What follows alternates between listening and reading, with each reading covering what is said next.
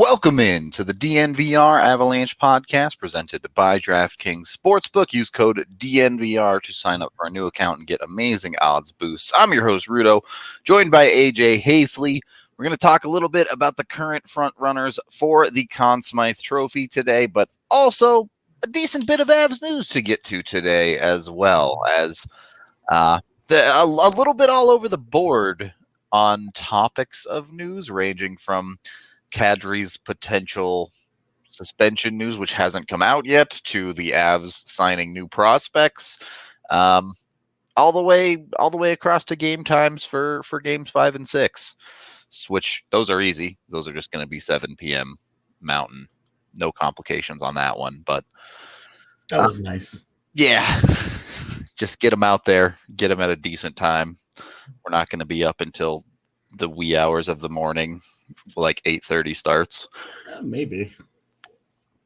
Until the games before them inevitably push them back. But, you know. I mean, I'm mostly just thinking if game 6 is an elimination game. That's going to be no matter what. Either way. So fair enough. Yeah. That's either going to be the sad pod like we had last year, or it's going to be a party pod.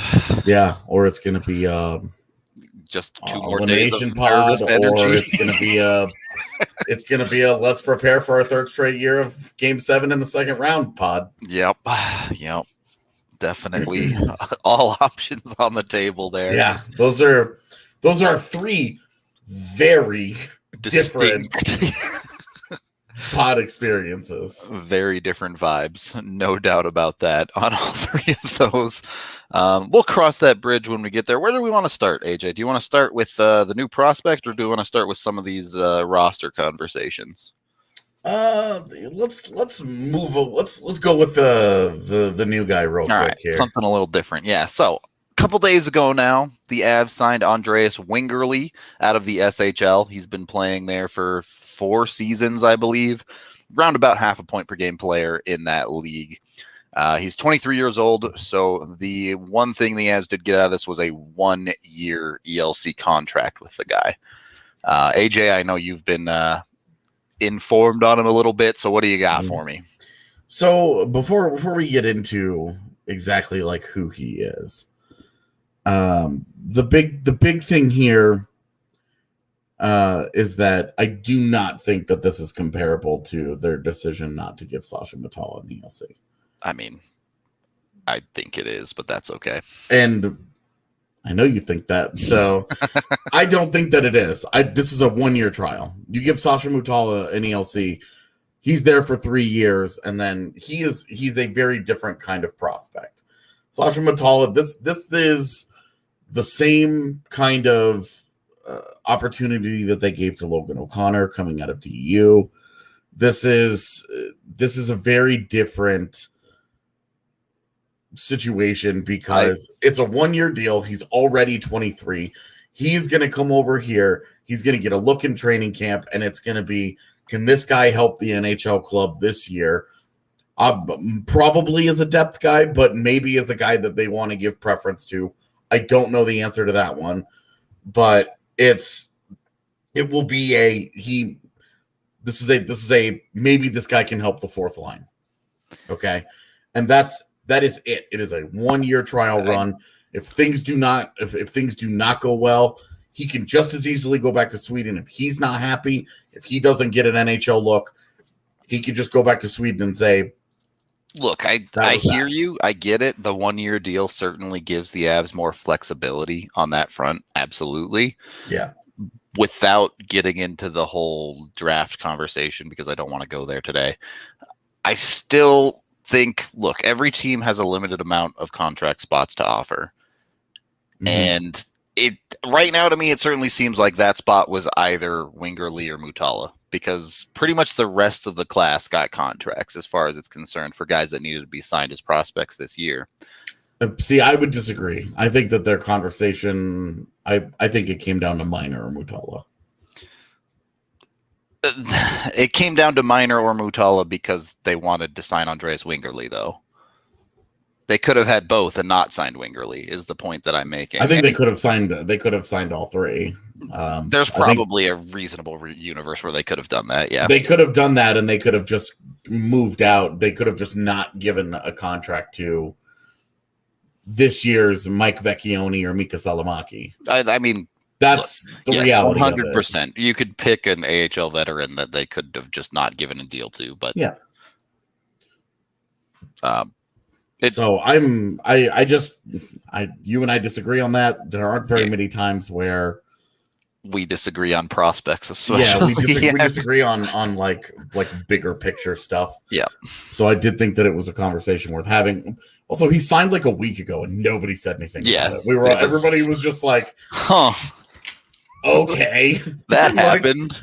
Like PR sent me the text and it was like, we have signed Andreas Wingerly to a 1-year deal. And I was like, who the I was whatever. Who is that?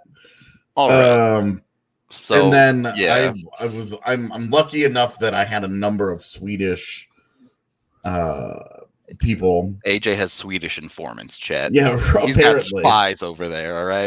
A couple of different of our Swedish listeners reached out to me and were just like, "Hey, here's this guy." Probably the most thorough rundown that I got just says he's fast. He's great at the PK, despite him being small, because he is 5'8".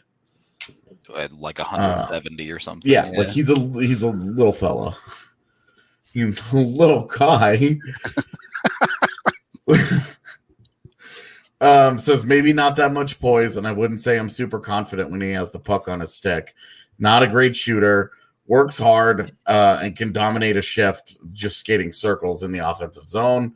Last 2 years, he's taken big steps and is now a solid player that they put in all situations.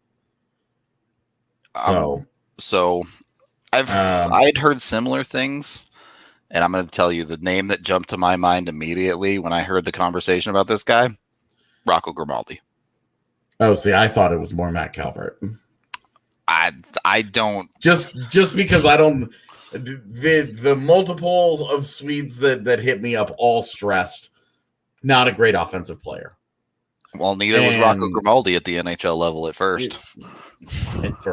But I think this is like we've seen them really prefer. They want fast guys on their depth lines, especially and look how different their fourth line has looked without Logan OConnor and without Matt Calvert. I mean, I think it's pretty clear that someone like Wingerly is taking that conversation somehow to even more of the extreme, right? It's hard to go much further in that direction than a 5'8", 170 guy who supposedly can absolutely fly. Yeah. So if he's as fast as advertised, he's gonna be a natural fit, and you can just kind of imagine, right? You put it in your head. Tiny little guy that's super fast on one side. Logan OConnor super fast on the other side. And then we're not going to get too into this, but say Alex Newhook in the middle. I was going to say Shane Powers. Also works because you just put another great skater in the middle of them.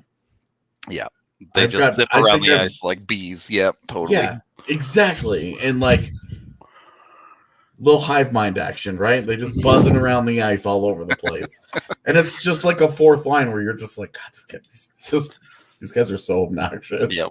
They're just on top of you at every waking moment. Yeah. And maybe they can do something. I don't know. Maybe that's where we're headed with Winger. This is we'll see what happens with his with him in training camp. Yeah. We're gonna have a proper training camp next season. He's going to get the look. There are always these roster battles always exist in training camp. There's always one guy that we don't project to make the opening night lineup that sneaks in there. It always happens. That's one of those things, right, where you get to training camp and there's a 50-50 shot that you see this guy on day one of training camp and you're just like, he does not have it. And you move on with life. There are some guys like that, yeah, where you're just like, nope. I don't. Do you remember when they gave a PTO to Jared Cowan? Yeah, and that was just like, and he just rolled in, and it was like, oh my god, look, and you felt awful for him. Yeah, because the knee and the hip, his stuff circumstances and stuff were tough for sure. But like he was like 24 years old, and he'd been a top 10 pick, and you could just see the knee and the hip injuries and all that stuff just completely derailed him. Yep, it had taken too much from him. And you could just see it, and it was just like, nope. Super chat from Pin King here. Do you think a full ball arena will give the Avs a boost? Well, as of right now, it is not next full round for the rest of round 2. Yeah, it's legitimately bizarre to me that the Nuggets are opening up this round with a full arena, and the Avs have to potentially play games 5 and 7 with 10,000 people. I would be surprised if they didn't try to fill it for Game 7, if Game 7 happens. Just given the circumstance. I just want to say, it is very weird that everybody about this series is just talking about it now as if the 7th game is just inevitable. Look, man. Even Jared Bender in his presser today goes, we have 2 of the next 3 at home. Yeah, I talked to some people in the bar about this the other night too. There's something about hockey where teams just have to slay the demon sometimes, right? Like, yeah, you talk about Washington and Pittsburgh in round 2 year after year after year. They finally get over the hump. You talk about Tampa Bay having to come back the next year after getting swept by Columbus and beat them in 5 overtimes in Game 1. Yeah. It's some of the magic of sports that somehow, some way, the universe finds ways to. Those things keep happening. Yep. Them putting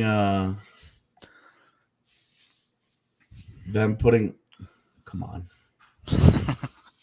them putting them being in a position to potentially have another 7-game series in round 2 here is interesting. I mean, where it's just like, okay, well, if you exercise this demon, you know what awaits you on the other side. Yep. You're going to get the winner of the North, which a nice juicy right steak now the tracks to be Montreal. Yep. And then you'll see. You will be favored in that series, but then you'll see. Yep. So, all right. Yeah. Do the Avs even review game film? Like, do you really think that that's not happening? Genuinely, I'm honestly asking here. Do you really think that the games are being played and that they're not looking at things? I would just ask you and say, what are the issues that the Avs have not addressed in the last 3 games? Because game two, like, we forget the start of game 2 was they played really well in that first period. First period was great. They were this close to putting that game away in the first period. Yep. Like, they were, and then it was a hard fought battle the rest of that game. Like, Vegas paced play. They did their thing. They were much better in the second half of that game. Absolutely. The Avs still won that game. I mean, I think even in game 3, like, people have liked to clump all of this awful play together, but you go back and look at the period 2 of game 3, which the Avs were awful in game 3, but shots were 9-10 in the second period. It's not like it was the complete disaster of a period that the first period of game 3 was. Yeah. There are levels to how bad it was.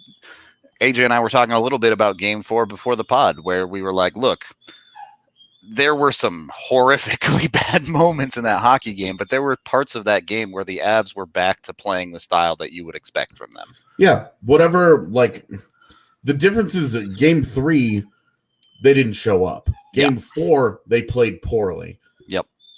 You end up in the same place, but you got there in a different way. Sure. And when you look at the different, when you look at, like, the different, like, the underlying numbers and the shot metrics and all that, you think this is the same thing. But they were very much not the same thing. There were legitimately a bunch of things. I went back and watched it. I went back and watched a bit of it this afternoon. There were things about there were things about last night that you can absolutely take a number of positives away from, and you look at it and you're just saying, look, this is just execution. Yep, agreed. You had the first line, a great example. The first line finally has a good shift in the third period, right? Yep. Now they're already zone time. They're already down. Game's essentially over. And you're already like, look, this is 3-1. This is not happening. Yeah. It probably is not happening, but like the top line finally goes out there. It has a good shift. They get into the zone. They cycle well. They set it up. They get a clear out up high to Devon Taves. He's got a shooting lane. Puck hops him right over a stick. Yep. Just mishandles it at the blue line, and they're out of the zone. And it's like that's the cleanest shift that these guys have had in 2.5 games. And it ends because the puck just you want over Devon Taves' stick. And it's like, look, that was that it was execution last night. Yep. Way more than anything else. They played like shit versus game 3 where they didn't. Jared Bednar, I thought, actually put it pretty well when he said, we showed up to the fight last night. Yeah. Like they actually put themselves in the ring last night. In game 3, they didn't even give themselves a chance. Now, it's funny because they deserved to lose 5-1 in game 3 and 3-2 last night. Yeah, for sure. Doesn't really matter how you got there. That's hockey, if you switch them, you don't really care. It's whatever, you lost. But this is there were significantly more things. When I went back and rewatched it this afternoon, and I was for sure. Yeah. I was a little calmer, and there were things that I could actually go through and look for. There were a lot of things that I was like, okay, they were way more comfortable in this game than that score would entire suggest. Second half of the first period, I thought was good. Start of the third period was good. Good. It was just the one big breakdown, and then the game really ended in the last 10 minutes of the second period where they have to shit the bed. But yeah, anyway. Yeah. We really, it's funny, you and I come up with our rundowns and we're like, we're not going to talk too much about last night's game. Hard left. Here we go. It's what the people want. So I don't know. If chat's talking about it, that's where we're going to veer. That's why we started our show with Andreas Wingerly. Yeah. Exactly. To get it in there before we inevitably skipped it. All right. Anyway, we do have to take our first period break. We're brought to you by Breckenridge Brewery, the official beer of DNVR. Y'all already know you can get it down at the DNVR bar, but you can also find it at a local liquor store near you. Use the Breck Beer Locator online. Don't think they've quite made it into Canada yet, but they are nationwide in the States. So check it out. Find it near you. Drink some. They are quite delicious. We're also brought to you by Green Mountain Dental Group, the best family dentist in the Denver metro area, just 15 minutes from downtown over in Lakewood. When you sign up for a cleaning, x-ray, and exam from them, you get a free Sonicare toothbrush. So do it for that reason alone. But also, we've had dozens of people switch, and they've all said they are a great dentist, treat them extremely well, and take care of y'all. So jump on it. Give them a try today. I know I need to get my teeth checked, so I'll probably head over there pretty soon myself as Chad is celebrating the Isles. Consider signing up for a DNVR membership as well right now. I know we had a handful of people sign up just the other day. Look, AJ and Evan do great written coverage. Cannot recommend them enough. Of course, you get all the other beats as well. But man, last night, so I wrote my story last night about the top line struggling. Briefly mentioned Tyson Jost, just like that line, because I was like, look, this line has scored 3 goals in the last 3 games. They're the only ones doing stuff in this stretch. Yeah, the MacKinnon line, the MacKinnon line has scored 2 goals in the last 3 games. And I was like, you just can't have that. You're not going to beat Vegas with that being the case, with the Tyson Jost line outscoring being your best line. Yeah. Yeah. Like I was just like, that's not a good reality. Thing. Yeah. And one of our commenters has like a hard on for going after Tyson Jost. Oh boy. And so he was like, I don't get it. Are you complimenting Tyson Jost? And I was like, I was just using him for a point of reference. Like, You could replace Tyson Jost with literally anyone not on the top line, and it was like that's like that trio has 3 goals. That just happens to be the line that's going. It's like Brandon Saad has 2 of those goals. Tyson Jost has 1 of the others. Val Nichushkin is a ghost. Yep. I could have just said those 2 guys have 3 goals, and the Nathan MacKinnon line has 2 goals since the start of game 2. And it's like I was just like, that's just a thing. Okay. Yeah. But that's one of the things I really like about our commenting, like our small commenting community, is that everybody kind of has their own unique view on it. Yeah. And when I write something that elicits comments, I'm like, yeah, because sometimes I write stuff and there are no comments on stories, which just happens, but it's like, that honestly, that's what I loved about the watch along the other night too, is like, look, I disagreed with a lot of people in chat on a lot of things, but it's super cool to have an ongoing conversation like that, especially when the Avs are collapsing and it's like, oh, these people think it's Grubauer's fault. Oh, this people's blaming Patrick Nemeth. Oh, these guys are blaming the top line. And not always great to play the blame game, but it is very interesting to dive into those conversations and see why people believe X, Y, and Z is causing X problem. Well, it's like what I responded to you on Twitter last night. It's interesting because when things go well, everybody kind of gets to the same place. It's a lot of the same. It's very like everybody kind of feels ultimately within the same realm of each other about how it happened. But when it comes to failure, everybody views it totally differently. Yep. You ask 25 different Avs fans last night who their top 3 biggest problems with last night's game. Those top 3s are going to be all over answers, the board. Yep. People view failure through so many different lenses, and it's just interesting as like the dudes who receive all of that feedback to just be witness to. Yep. It's pretty cool. All right. Get a little bit back on topic now. This will be a short conversation at the moment, but it certainly sounds like before puck drop tomorrow, there will likely be a resolution to Kadri's second appeal. Yeah, I was expecting it tonight. Yep.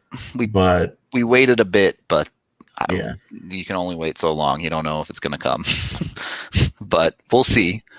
The news on Kadri. Now, that news at the end of the day may mean Kadri can play immediately, or it may mean no difference.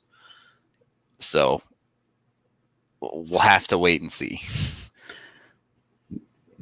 I'm just gonna say if they reduce it to 6 and that guy plays tomorrow, it's a huge. That is big. Huge X factor in this series. But that is driven by my belief that we're going to see the absolute best of Nazem Kadri if we see him again this year. Yep. I find it hard to disagree. You know he's going to come back, and first of all, he's going to be completely healthy and have all of the gas left in the tank. So that part of his game is going to be there. He might have like a little too much gas early on, right? There's definitely he takes a penalty the first 5 minutes of the game vibes there a little bit, but like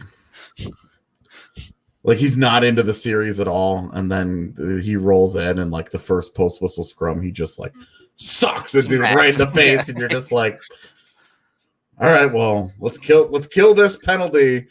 And then hopefully it's all good things from here. You kind of accept that by dropping Kadri back in the lineup a little bit, maybe. Nice. That's what happens when you eat Taco Bell, bro. That's all that is, man. Sometimes we talked about it last night. Sometimes you reap what you sow, buddy. It's true. There's no denying it. You eat Taco Bell, you get the fire in the poop chute. But I mean, obviously, we talked about it the other night. I think we've talked about it all series. Like, you drop Kadri in on the second line, and just by default, it gets better, right? Like, yeah, Confer has honestly been solid, but the reality is he's not a long-term answer to a second-line center. Yeah. So I think I've actually liked what Confer has done. Yeah, like I said, I think he's been solid, but at the end of the day, that line isn't producing. Yeah, definitely. I think we've also seen Tyson Jost is just not.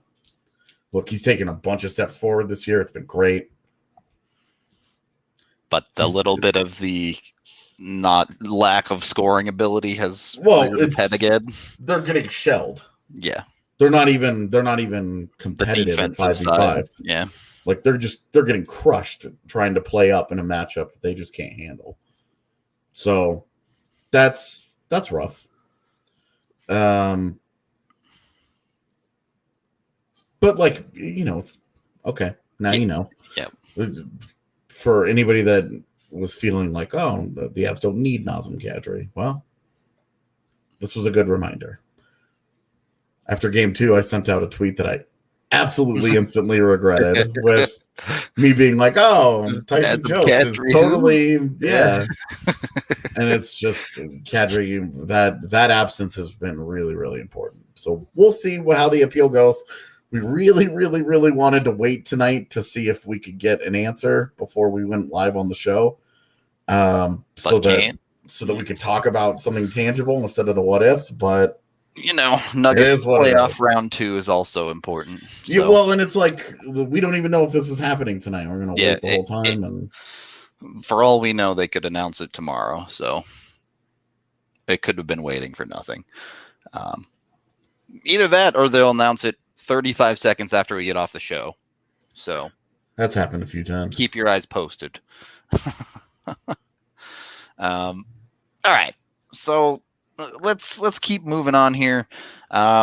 Look, we've talked about Bowen Byram 100 times. I know you're tired of hearing us talk about it. So instead, our very own Evan Rao asked Jared Bednar about it, and he had a little bit of an interesting answer. So check out this. Before the series, you mentioned Bo Byram, someone you think could potentially help you in this series. Is he someone who potentially could get a look tomorrow to maybe shake things up on defense? Yeah, we're talking about a lot of different options here, and how we're deploying our guys and what exactly they're doing for us in this series. And we have guys that we need on the power play. We have guys we need on the penalty kill that have done a nice job for us. Our special teams have been pretty good throughout the whole playoffs here. And it's an important piece to it because that 2 minutes is magnified, obviously, with an extra guy on the ice or down a guy on the ice. So you need the right players in those situations. Bo is a guy we're considering. There's no question. The concern with Bo is he hasn't played a lot of hockey in the last year and a half, and he hasn't played in 3 months. And to go in against a team like Vegas it's a tall task for a young player. And so we'll balance all that stuff, and everyone's involved in the conversation. Our management, our coaches, even some of our leaders. We're talking to them and getting ideas and trying to sort it out, and we'll dress the best lineup that we feel can give us the best chance to win tomorrow night. That's our focus. It's one game at home. So certainly an emphasis on special teams there. The conversation of he hasn't played a lot of hockey.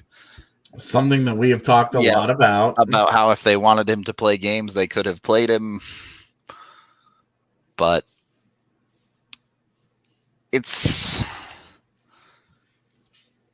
look, I think it's clear that the Avalanche coaching staff, front office, whoever you want to call it, has a significantly longer leash on Patrick Nemeth than both AJ and I do, and seemingly what most of the fan base does.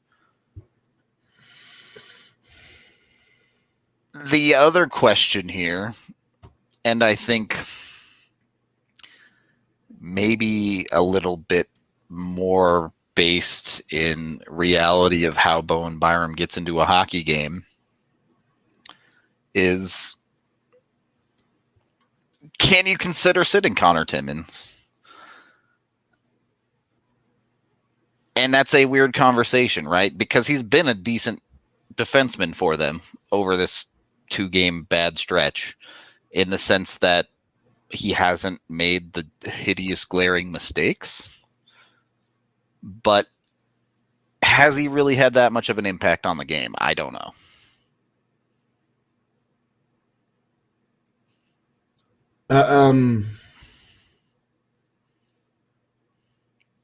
I mean, I don't think you can make the case that Connor Timmons has been great.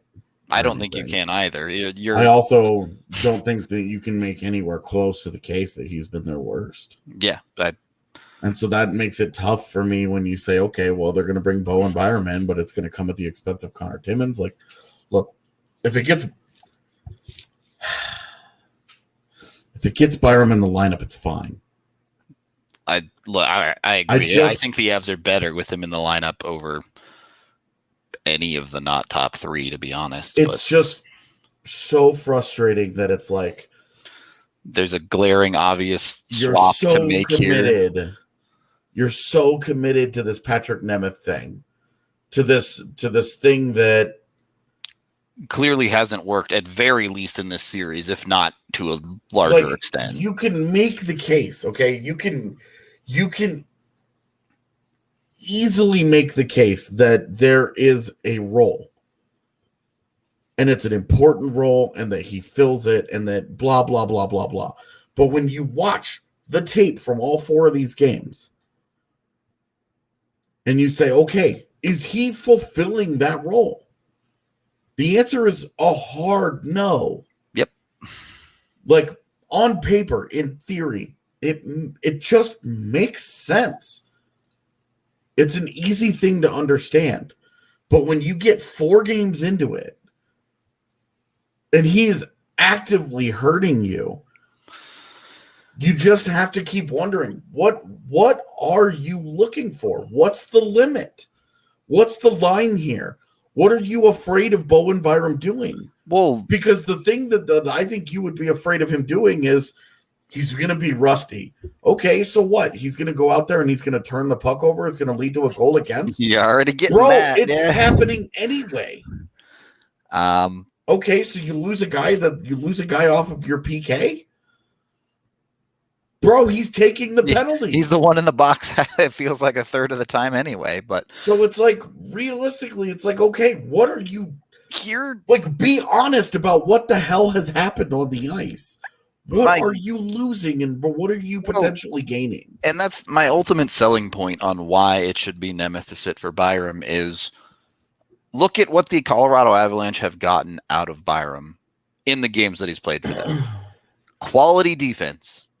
It's not like you're taking Tyson Barrie and dropping him in for Patrick Nemeth, and you're creating a completely different dynamic of the type of player you're putting into the lineup. You're dropping in Byram and you're asking him to play the same way he did during the regular season and get you quality defensive minutes that get pucks out of your own zone. He had 2 points. Yep. He had 2, and one of them came in his second game. Yep. He had two assists in 19 games. You're not doing this to try and give your offense a jolt. You would be doing it because you're saying, okay, Connor Timmons has actually been fine in this series. We're going to put him next to Bowen Byram, and I don't care about the experience and the rookie jitters and all the bullshit. You ride with your talent. I agree. Ice the best lineup you can. It would be legitimately unfathomable to me that Colorado's season could be over on Thursday night, and they just rode with Patrick Nemeth to the end of the line. Yeah, it would be a mistake, certainly. Why would you do? Why would and look, like, let's. I want to make sure that I emphasize this point. The series is not 2-2 because of Patrick Nemeth. They did not lose 2 games because it's not Patrick Nemeth's fault. The Avs got 15 shots on goal. Patrick Nemeth is not their number one problem. But it's a problem. Patrick Nemeth is the easiest to fix problem. And that's why we've spent the time that we have on it. Yep. Like, it made sense at the deadline when they went and got him, especially for the price that they paid. We knew that they were going to get one more guy. We knew it was going to be a defensive guy, that they got a guy that could slide right in and was comfortable with this. It made on paper, it made a lot of sense. And in reality, it just has not worked that way. Yeah. Look, it was a guy that meant the Avs don't have to play Dan Renouf every night. And but right now, I don't know how much worth Dan Renouf would actually be. Genuinely. How big of the difference between Dan Renouf and Patrick Nemeth and Bowen Byram in terms of skating and puck ability massive is insane. Yep. And I just when the number one thing that you're struggling with is breaking pucks out of your defensive zone, getting pucks up the ice. Well, and where have the Avs had success breaking the puck out the most? Using their feet. Yeah. And what does Bowen Byram do? He uses his feet to break pucks out. And it's like, look, you worry about him with the physicality because he hasn't played in 3 months and he's going to drop into a game 5 of the second round of the postseason. Okay. But look, he knocks the rust off. You get away with it. This is why they should have played him a round ago. But That's done. That's done now. It doesn't matter. But you play Bowen Byram, you play Bowen Byram tomorrow. If you survive Vegas, he's in the lineup for you in the next round. Mm-hmm. And now you're just getting a guy who's only going to get better. Yep. And look, if I would be fine with this too at this point. If your biggest thing is we're afraid of Bowen Byram having not played, go the halvesies route and play Jacob McDonald. Because Jacob McDonald at 12 minutes is going to at least give you, again, the thing that he does that Patrick Nemeth doesn't. Yeah. Is move pucks, is drive offense, is get out, and is to stress opposing defenses, is to push the pace. Now, McDonald is scarier because he has all kinds of other problems that he brings with him. He's a freaking chaos machine. Pinch master. All right. He is it's like going and buying a 2-month-old puppy. It's just it is an unpredictable chaos monster. You don't know, they've spent all year trying to train him, and sometimes he still pees on the floor. Got it. Yeah, he's still just an unpredictable little psycho. But the thing that he does is he drives the puck out of his zone. That's how it goes. That's what he does well. And right now, that's limiting the amount of time that Vegas is spending because it goes hand in hand. They're not playing much in the offensive zone because they're spending all of their shift defending. And then when they get out and they finally break it out, they get to center ice, they got to dump and change. And then you just repeat the cycle over and over. They spend their whole time defending. Yep. So for me, what do you have to lose as the Avs? Like, okay, if Bowen Byram goes out there and is totally shell-shocked, which would be not unreasonable. For me, I think it would be a stunning thing for it to happen. This is a guy with big game experience his whole life. Now, I understand the Stanley Cup playoffs is different, but this is a guy with big game international experience. This is a guy who was the only reason, well, I would say this is the main reason that the Vancouver Giants came within an overtime of the Memorial Cup. No doubt about that. Like, this guy, he has played in as many big games as he possibly can up to this point in his career. Just, you know that he's going to be on the team next year, probably taking Patrick Nemeth's spot. You know that there's a good chance that happens. You know, I said this last night, look, if Eric Johnson were healthy, there wouldn't be any conversations about, well, how rusty is he? Yep. You just drop in. You ride with your talent. You would drop in Eric Johnson for a reason, right? Because he's better than Patrick Nemeth. So is Bowen Byram. So what are we doing here? Anyway. Yeah. I'm on board. They should play Bowen Byram, but we don't make those decisions. So and listening to Bednar, he just tap danced around it. It was a very dodge the question type of. It was a very look, we're considering it. We're intrigued by the idea, but we have a very obvious fear here. And our special teams have been good, and we're afraid if we take Patrick Nemeth out, that our PK is going to fall apart. What? No offense, but look, Nolan Pratt is going to get head coach looks in the next year or two, maybe even this offseason. But if the PK falls apart because it loses Patrick Nemeth and gains Bowen Byram, guy's probably not that great of a coach anyway. This is also a penalty kill that in this series is 2 for 11, which is decent. But if you remove game 1, which was out of reach for Vegas fairly quickly, it's 2 for 9. So it's not like this PK is completely shutting down Vegas over these last 3 games. It's not like it's been so good that you can't touch it. Yeah. And again, it's the smallest of sample sizes, but in what we do have from Bowen Byram on the PK, it's really good. Right. So, yeah, I don't understand why not at least try it.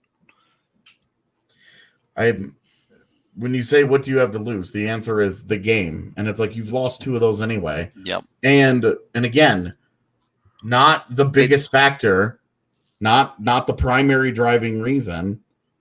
But is that not another reason? Because I think you can flip that on its head. Because if Nathan MacKinnon and the top line show up, does it matter whether it's Bowen Byram or Patrick Nemeth? Because that top line is capable of winning that game regardless. I think every little paper cut counts. I mean, don't get me wrong. Like, I think they should play the better player, but if the top line starts doing what they need to do, if the Avalanche start playing a better game, shouldn't it only get easier to put Byram in? Sure. Okay. Yeah, I'm with it. But look, the Avs have clearly stood pat with Nemeth so far. So the new hook thing isn't that makes almost no difference, to be honest. Yeah, guys that like I would put new hook in for Soderberg. I would do that. Yes. So would I. But that's the reality is, let me actually see. I would not be this whole give new hook time at center and do this and that. Ooh. You're asking for a really, really big problem. Last night, Carl Soderberg played 7 minutes. If you put in Newhook, he's going to play 7 minutes. Yeah. Could it be better? Sure. Is a player playing 7 minutes likely to have a significant impact on the game? No. And to be clear, when we're saying put Byram in for Nemeth, we're not saying put him in and play him for 8 minutes. We're saying him in and play him for real. You can give Byram the exact thing that they gave Nemeth last night. Yep. 12 minutes at even strength and a little bit of special teams time if you need it. Yep. And maybe if not special teams, maybe 14 at even strength. You don't have to give him a huge role. You don't have to. It's okay. Have to give him some kind of role. But yeah, you don't put him in there and then be like, all right, 8 minutes. We're essentially running 5D. That I would have a problem with that one. Any case, we do need to take our second period break as we are brought to you by DraftKings Sportsbook. Right now, you can sign up with code DNVR, top-rated sportsbook app in the country, by the way. They're doing a bunch of promotions, as always, with their odds boost, which they have every single day. But for new users, you can jump on and get the $1 for $100 bet. Pick any basketball team that is still in contention, bet $1, and if that team wins their next game, you win $100 in site credit. It's an easy way to get yourself a bunch of money to bet with and just go ham on DraftKings. So again, use code DNVR, download the top-rated DraftKings Sportsbook app now, and use that promo code to turn $1 into $100 in free credits. Any basketball game, you don't like the Nuggets, that's fine. Bet against them. If you like the Nuggets, great. Bet on them. Get yourself $100 with the DNVR promo code on new accounts only. Must be 21 or older, Colorado only. Wager paid out in site credits. Restrictions apply. See DraftKings.com/sportsbook for details. Gambling problem, call 1-800-522-4700. Also brought to you by Strava Craft Coffee. You can get 25% off at StravaCraftCoffee.com if it's your first order using code DNVR25, and you can get 20% off for life when you sign up for their subscription service. So get your good deals with them, and you can always try it cold brew down at the DNVR bar as well. If you want to try before you buy, we got you covered on that front. It's great for many different aches and pains. I probably need to get some. My back's been bugging me. Could probably help me with that, so should probably jump on it myself, honestly. And brought to you by Solace Meds. There are 4 different locations here in Colorado, as well as a couple down in Oklahoma. So if you want, I guess Oklahoma's below Colorado, right? Yeah. Okay. Down is correct. Solace Meds is a great place to pick up all of what you need. There's one just a few blocks on East Colfax away from the DNVR bar. So check that out. You can get a bunch of awesome deals ranging anywhere from 15 to 25% off on select products. And if you check out online for pickup, you can also use code DNVR20 to get 20% off and get a free Solace bar or King Cone as well. So they got deals out the wazoo here. Check out solacemeds.com, SOLACE meds.com, where you can purchase from there and pick up at your convenience. Easy, quick, in and out. Get what you want. All right. Third period of the DNVR Avalanche podcast presented by that DraftKings Sportsbook. Our topic of the day, which we have not gotten to 45 minutes into the podcast, but I think we've had some interesting conversations. Specifically,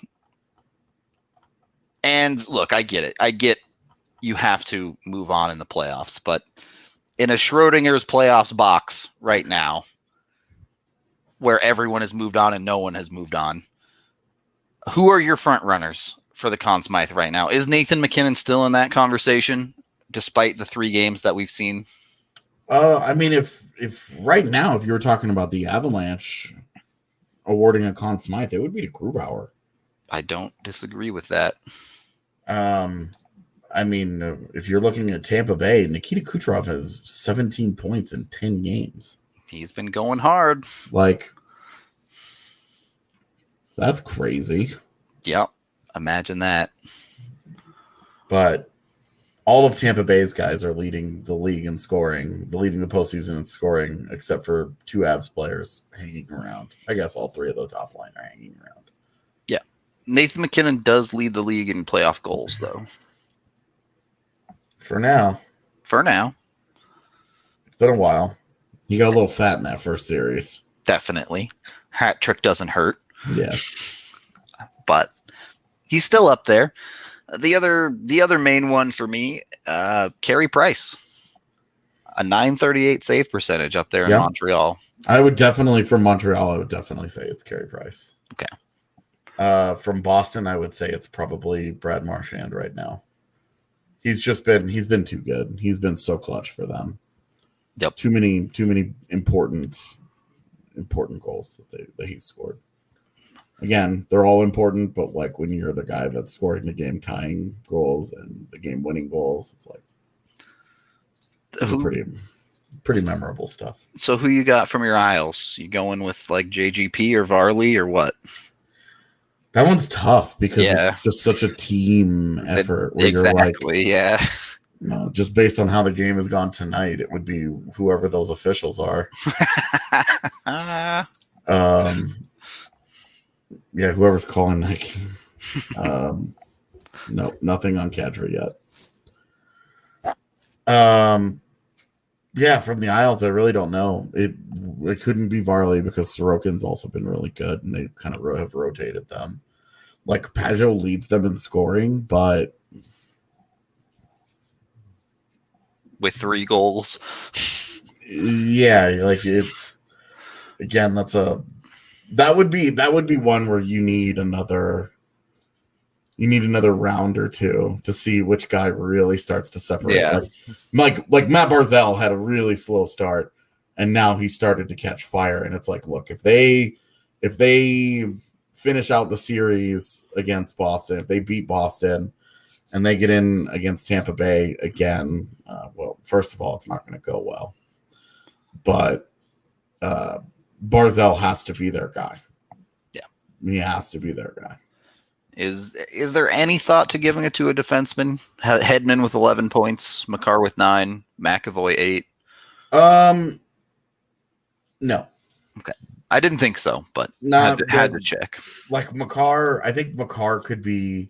There's a universe where he plays his way into it, sure. Yeah. But he would need another round, and he would need to be like the game one Makar and really. And consistently the game one Makar. Yeah. Or at least certainly a lot closer to it. Yeah. So. I don't disagree on the, I don't think a defense has an option. I was a little surprised to see how good Price's numbers were. Yeah. I knew he was good, but it's funny because people have been, it's 1993 all over again. Calm it down a little bit. Let's wait and see. Yeah. Let's see what happens when they go up against a team from the West. From first. the not North. Yeah. Yeah.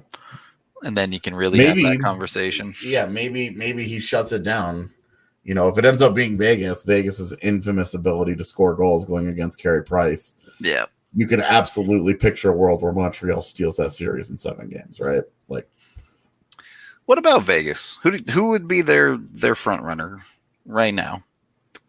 Can't be Fleury the way he played this series, can it? I think it has to be Fleury. Even the way he's looked in this series? Yeah, well, because again, they don't have a really dominant offensive guy.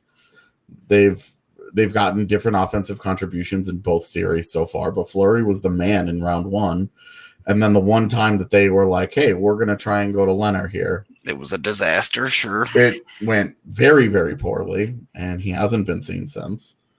Very Ben Bishop-like, by the way, from last year. You remember Ben Bishop was like a ghost. Played one game and got blasted. Started the back of the back-to-back. The Avs ran him and then never saw him again. Yep.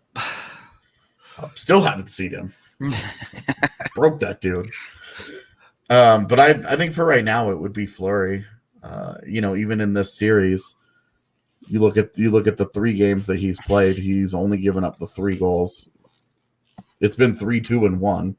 He posted 900 and below save percentages in 2 of those games. But I understand. But like if it was just based on this series, it'd be Marchessault. But they had a 7-game series against Minnesota where Marc-Andre Fleury was probably the biggest reason why they got out of that series.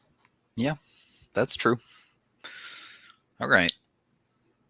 Well, in a couple of games, 3 at most, either the Avs or Vegas won't have a Conn Smythe candidate.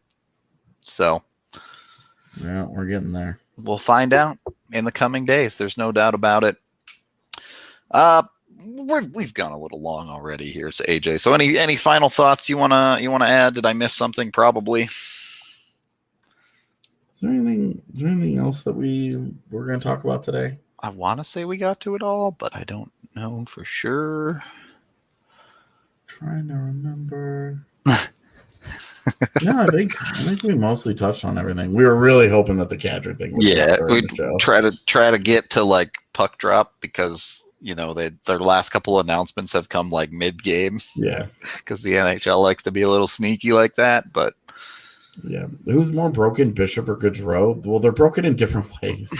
Also, Gaudreau kind of figured it out this year in the regular season, at least. He was okay. He had a solid season. Yeah. And not like pushing 100-point pace, but he's doing fine. Yeah, but like Ben Bishop's like physically broken. Yeah, actually injured. Yeah. And has been repeatedly over his career. So, yeah. I'm actually really curious what Dallas does with him in the offseason. With the expansion draft and flat cap, and they're in a really weird spot between him and Khudobin. Yeah. I will say this. I'm really hoping that the season doesn't end this week. Yeah, me too. I'm really, really, really, really, really hoping for that. That we get to continue talking about this team in another playoff round. But with the expansion draft and with so many decisions, I think some months to prepare for that would be okay. We're going to have a lot of like content, like interesting conversations about this offseason between Calgary potentially blowing it up, Seth Jones's availability, Jack Eichel's availability. Yeah, there's a lot of stories. There's gonna, that we're hoping we get to cram into 5 days. But yeah, exactly. If it does end up being a month, it'll still be super interesting. Yeah, it's just gonna be like it's setting up to be a really fascinating offseason, and I'm very curious to just how it kind of comes about. But I really hope that we don't have to start talking about it next week. Yeah. On the plus side, if it does happen, we get to go to our boss's wedding, so we have that going for us. That's such a funny thing that's happening this month that we've got 12 days until that wedding. Yep. And right now every member of the company has no idea if they can go or not. The only guys who are like, yeah, we're totally going are like the Rockies and Broncos guys. Everybody, the rest of us are just like producers, Avs, Nuggets. Everybody is just like, love to be there, but yeah. All right, chat. Appreciate y'all hanging out. We're going to get out of here for the day, so keep your eyes posted for Kadri news as soon as we end this thing. Thank you for watching, listening, however you consume the pod. Be sure to like and subscribe on YouTube. That does a ton for us. We really appreciate it when y'all do that. Helps us out a lot. It'll be a while, but my goal has always been to get a YouTube play button. And today I'm closer than I've ever been, even if it's still like 88,000 subs that we need. But, we love you all. We'll talk to y'all tomorrow post-game. Y'all seem to like it, so I'll probably do another watch-along for Game 5. But, yeah, we'll see you then, and have a good rest of your Monday. I was totally prepared.